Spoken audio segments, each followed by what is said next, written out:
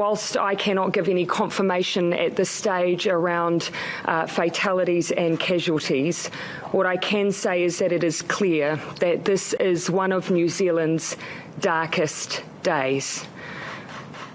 Clearly, what has happened here is an extraordinary and unprecedented act of violence.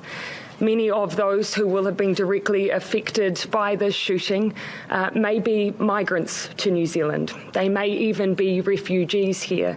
They have chosen to make New Zealand their home, and it is their home. They are us. The person who has perpetuated this violence against us is not. They have no place in New Zealand.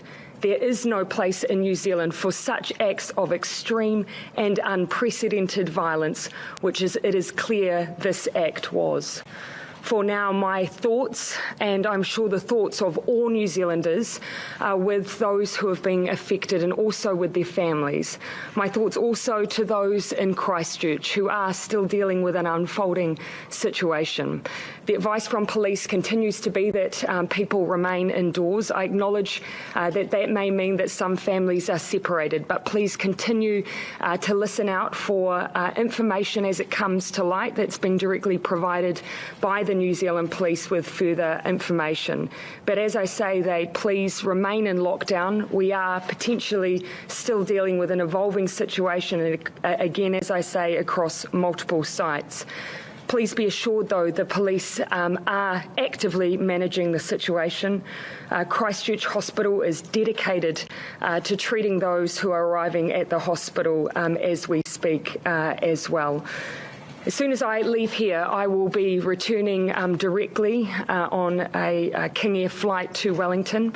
Agencies are already convening in Wellington. I will be looking to meet with them as soon as I land. It's my expectation that once I arrive and have been briefed, I intend to speak again publicly after that point. I'm happy to take questions. What can you tell us about how, when and where the events unfolded today?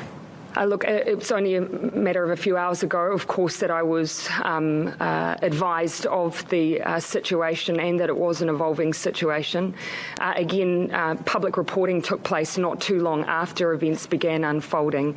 But as to the precise details, at this stage, I'll wait until I have a bit more of precision from a briefing directly from the police when I arrive in Wellington. But you have confirmed that it's not an isolated incident.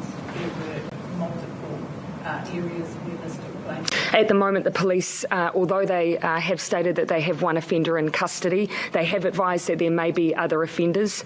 They are dealing with multiple scenes as well, so I can confirm that. I acknowledge that you aren't in a position to confirm deaths or injuries. What can you tell us about that? No, I'm not currently in a position to confirm the number of deaths or injuries, but I have to acknowledge people can see images live from Christchurch. It will be obvious to them that this is a significant event, and I can tell you now this is and will be one of New Zealand's darkest days.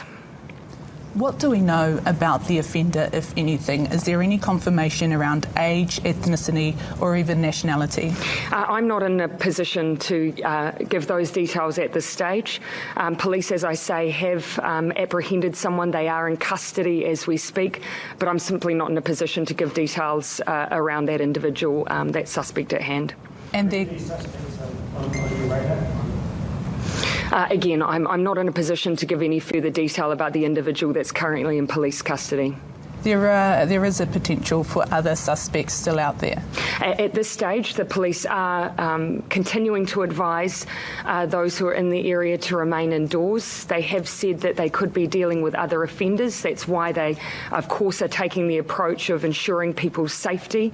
And so until people hear otherwise, I ask that they listen to the advice they're being given directly by the New Zealand Police.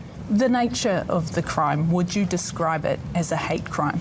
I would describe it as an unprecedented act of violence, an act that has absolutely no place in New Zealand. This is not who we are. Are you able to expand on why, any reason as to why it may have occurred? Is there any indication around that? Well, certainly it has occurred in a place where people should have been expressing their religious freedom. where they should have been in a safe environment, and they have not been today.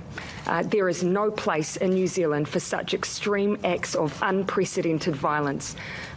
The people who were the subject of this attack today, New Zealand is their home. They should be safe here.